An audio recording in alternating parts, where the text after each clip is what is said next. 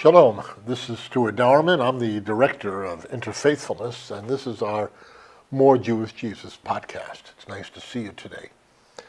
In recent weeks, I've been sharing with you some book reviews of books that I have found to be very important for reconceiving of how we might get the job done of sharing Yeshua faith with other Jewish people.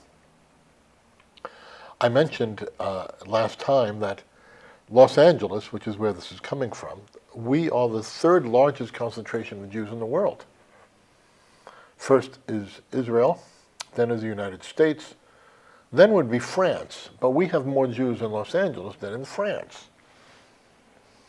So, if we have so many Jews, why is it that when you go to Messianic congregations, you find very few? There's a simple answer to that. We're not getting the job done. And I've been doing a lot of thinking about how to share Yeshua faith in a warm, familial way, and that's what I've been sharing with you in recent weeks. Today we're going to look at a third book out of three that I've read by a man named Steve Addison. This one is called Movements That Change the World, 5 Keys to Spreading the Gospel. Now, in his previous book, which I shared with you, he talks about the procedures that Yeshua modeled to his Talmidim, his Shlichim, his disciples and his apostles, the procedures that he modeled, which they replicated in their own lives.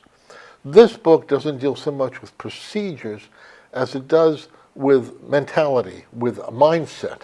What kind of mindset needs to be ours that we might be people who don't just add one congregation here, another congregation there, but people who change the world, people that form movements, that replicate themselves, that spread so that it's really out of our control. It's just something God is doing, and it's huge. That can happen amongst the Jewish people in Los Angeles. It can happen where you are. It can happen amongst other people. And in various places of the world, by the way, this is happening. And Steve Addison helps us to understand the kinds of approaches that are working, that go contrary to the way we normally think of things. So in this book, in chapter 1, before chapter 1, he talks about St. Patrick of Ireland, who really exemplified the principles that he's going to talk about in the book. Patrick was an extraordinary man. He had become a slave. He was actually from Great Britain. He became a slave in Ireland. He escaped, and God sent him back to the people who enslaved him. And he changed the world. And he exemplified these principles. Let me tell you what they are. In chapter 1, Addison talks about white-hot faith.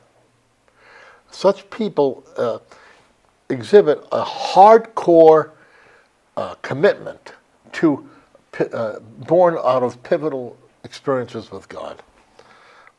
Think of the Apostle Paul. Surely he was a great intellectual. Surely he was a firebrand. But what really informed his life was that experience on the Damascus Road when he said, "Who are you, Lord?" And he said, "I'm Yeshua, whom you're persecuting." And then Yeshua tells him what he's got to do.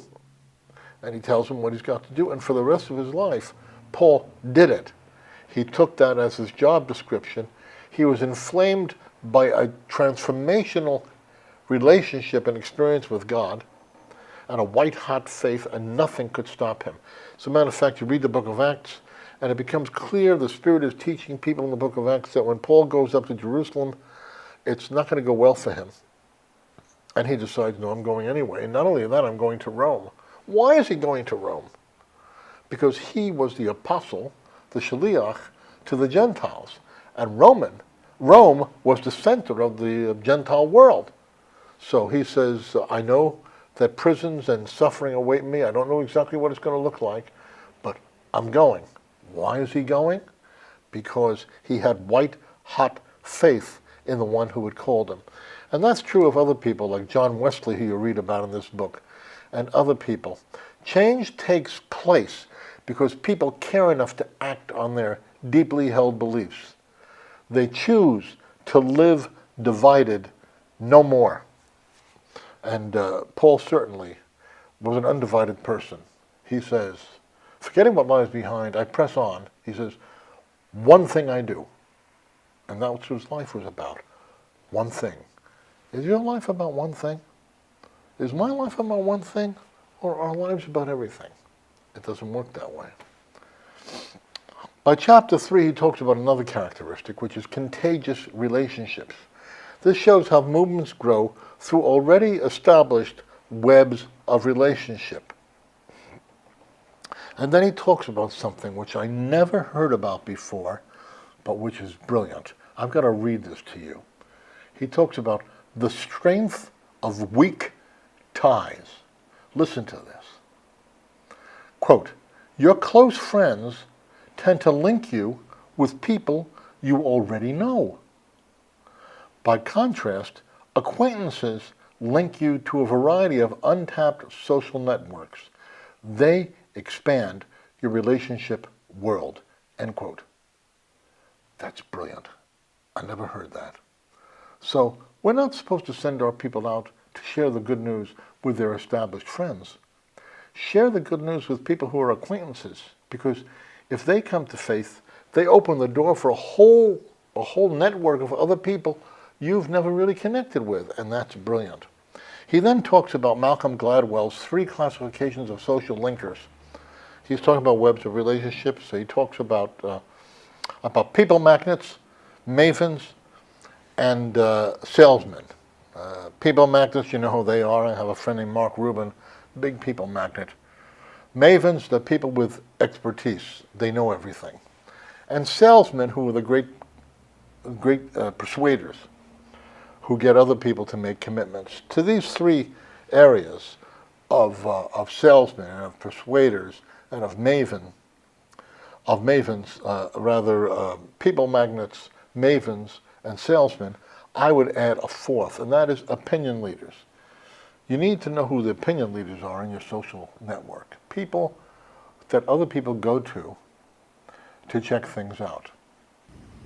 Because if you win the opinion leaders, then when people say, you know, Stuart told me about something, I'm not sure if I can buy it. What do you think?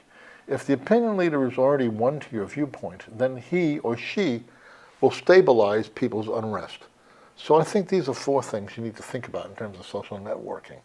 You need to talk about social linkers or connectors, people magnets, mavens, salesmen, but you also need to talk about opinion leaders. In chapter 4, he says another characteristic is rapid mobilization. He explores how this requires recruiting and identifying and on-the-job mentoring and training of people. And this is rapid, shall I say, discipleship, rapid training. You don't bring somebody in for 4 years of training. You get them going really quickly. Yeshua did that. And he talks about Ralph Moore, a fellow with the Hope Chapel movement. He talks about a Methodist leader named Francis Asbury. You read about Francis Asbury. Francis Asbury astounded me. He's like the Apostle Paul. Read about this man. And John Wesley. And they didn't spend forever training people. They equipped them, sent them out. In chapter 5, he talks about adaptive methods. He considers how we need to be intransigent in our commitments. We need to be firm in our commitments, but we need to be adaptable in our methods. We need to learn from our experience. We can't be rigid. We can't, you know, somebody said the last words of the church or the last words of a religious community is, we never did it that way before. That's no good. You need to be able to try different things. Your beliefs are firm. Your practices are adaptable. Then he has 2 appendices in the book, and it's a great book. Let me just say that he writes to equip rather than to impress. When you read his book, it doesn't have a lot of big words. It's not written in order to say, for you to say, my, what a genius this guy is. No, no, no. He writes to equip, and he does it very well. I want to recommend this book to you. I want to recommend that you get it. Let me just give you a final word, a message from this book, which I think applies especially to the Messianic Jewish movement. And if you'll forgive me, I'm going to read it to you right now.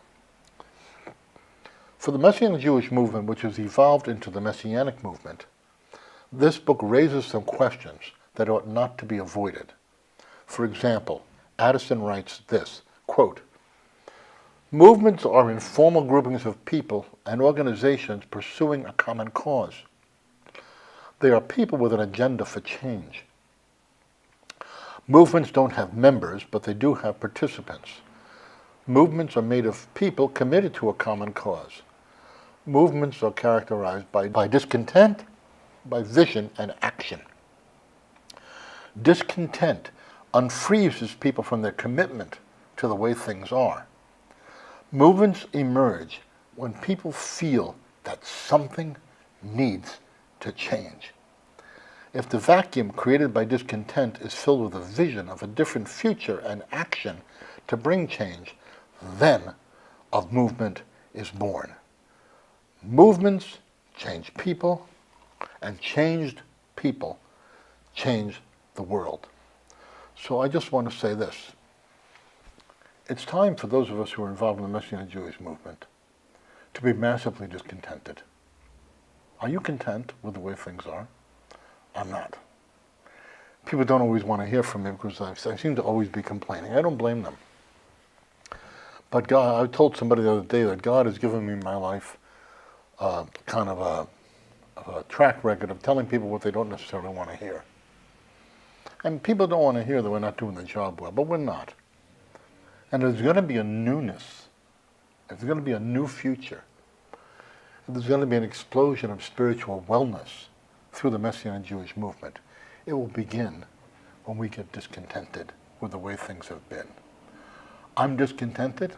I'm going to be planting a network of home groups of a certain kind that is a hybrid between a chavurah and a house church. I'm writing a book called Show Me the Way to Go Home, all about this. I'm going to throw myself into it because I want to help change the world. Do you? If you do, then continue to come and listen to us here at the More Jewish Jesus. And remember, please, everything gets better when people get together around a More Jewish Jesus. And we'll see you next time. Shalom. You may support our work at Toward a More Jewish Jesus by sending your tax-deductible contributions to Interfaithfulness, P.O. Box 6137, Altadena, California 91003, 6137. That's Interfaithfulness, P.O. Box 6137, Altadena, California 91003-6137. Please make out your checks to Interfaithfulness.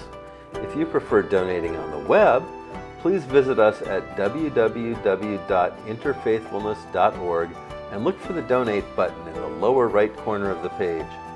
We invite you to follow us too at our Interfaithfulness Facebook page. Thanks for joining us today at Interfaithfulness, where everything changes for the better when we move toward a more Jewish Jesus.